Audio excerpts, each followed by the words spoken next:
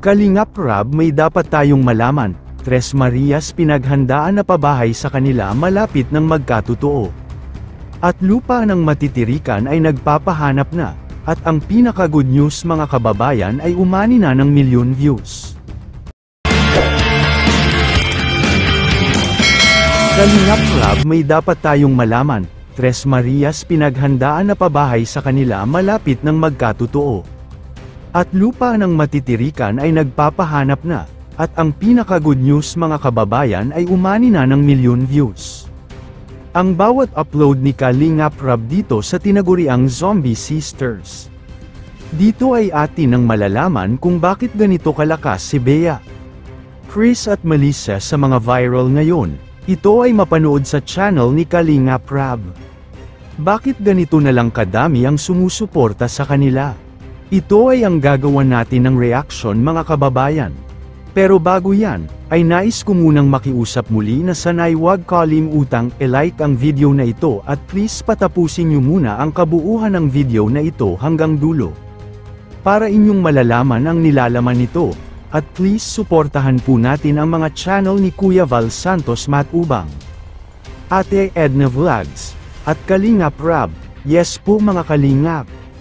Grabe at nakaka-excite at nakakataba sa puso dahil nga sa pinakitang resulta. Pagdating nga sa views ng Tres Marias dito sa main channel ni Kalingap Rab, umani lang naman ito ng 1 million mahigit per upload.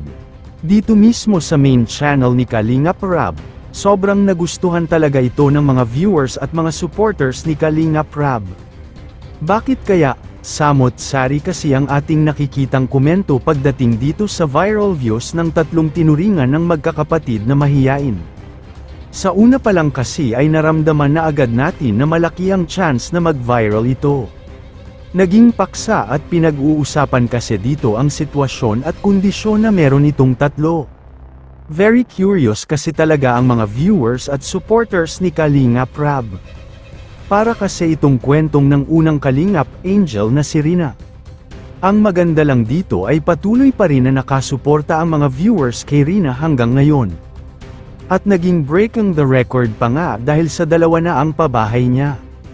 Swerte lang talaga ni Rina dahil hanggang ngayon ay madami pa at patuloy pa rin silang nakasuporta sa dalagang ito. 3 punto ang dapat nyo malaman kung bakit ko ito nasabi mga kababayan at bakit nagustuhan talaga ang tatlong Tres Marias na ito. At partida pa nga dahil wala pang love team ang tatlo. Unang punto, kaya siguro madami ang mga nanunood dito. Ay dahil sa awa dahil sa sitwasyon nila, na sobrang hirap ng sitwasyon nila dahil kahit yata sa normal na lakad nila, ay magkakasama ito at sobrang napakamahiyain. Kahit nga sa mag-CR sila ay magkakasama pa yata. Sa madaling salita ay buntot hila-hila nilang tatlo. Pangalawang punto, kaya siguro marami ang nakaramdam doon sa mismo mga taong nanakit ng damdamin nila. Ang pinakamasakit kasi na hindi kayang tanggapin ay ang tinuringan silang Zombie Sisters. Na hindi naman talaga ito ang totoo, pangungutya kasi ang inabot at dumating pa sa punto na marami pa ang nagagalit sa kanila. Ngayon kasi ay unti-unti na nating nalalaman ang buhay nilang tatlo, dahil saklaw talaga sa kanila ang likas na pagkamahiyain, dumating pa nga sa punto na habang sila ay nagbebeb na ng pili o mga bunga ng puno, ay inabot pa ito ng ilang oras bago nabenta dahil di alam ng mamimili kung ang paninda ba nila ay benibenta o display lang, nakakaasar talaga kapag di nagsasalita. Kaya dumating tuloy sa punto na nagagalit ang mga namimili sa kanya. Kaya dahil sa napapanood nga ito na nga, mga Kalingap partners at mga supporters at viewers, ay marami talaga ang naiinis sa kanila, kahit nga sila ay tinutulungan ng mga leading man sa Kalingap.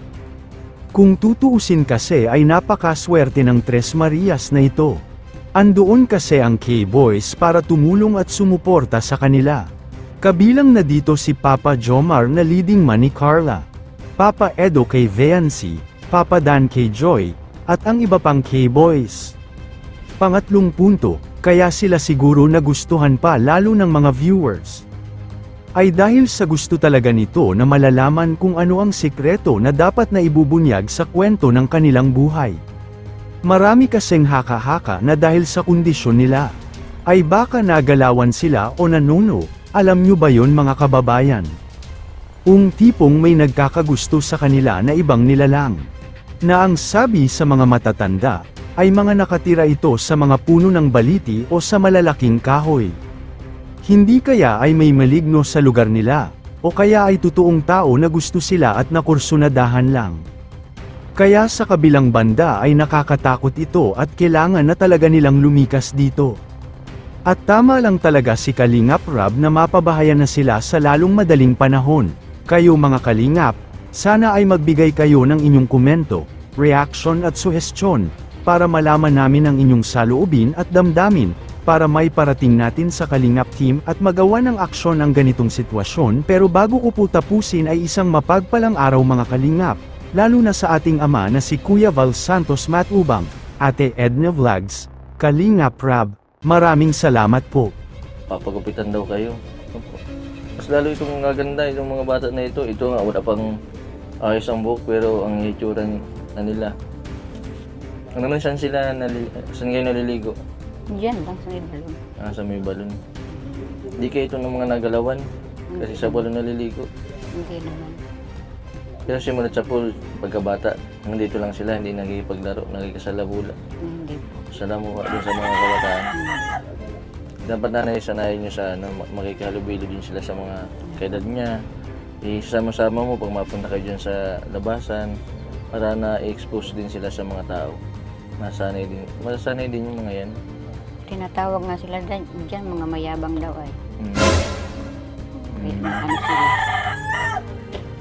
Bakit nanay tinatawag na mayabang? Hindi ko alam. Siguro, pag pinapansin sila, hindi nila pinapansin. Na ano lang siguro, misunderstood. Kasi mayain kasi sila eh. Ganun talaga pag pang personality. Pag mayain, pag pinansin mo, tas di ka pinansin, mayayabangan sa'yo. Sinisiraan nga kami dito. Sinisiraan kayo? Oo. Anong sabi? Kasi may nalaman ako dyan na sinisiraan kami sa mga tao. Anong sinasabi na eh? Yung daw lasinggero daw yung asawa ko, tapos meron, hindi ko alam kung anong ginagawa nila. Lasinggero daw yung asawa niyo po. Pero hindi naman totoo. Hindi naman yung totoo. Asan po pala yung asawa niyo? Parang palaging... Nandiyan nagtatabas. Pinatatabas ng may-ari na itong natira Wala namin. yung asawa niyo. Parang... Hindi sa ata. Kasi ayaw niyang ano sa video, baka daw siya makita ng kapatid niya. Yung iniiwasan niya. Pero wala namang problema na kung wala naman po kayo ano, okay lang po yun. Kasi kalingap naman po, di naman po namin kayo hahayaang mapasama, di ba?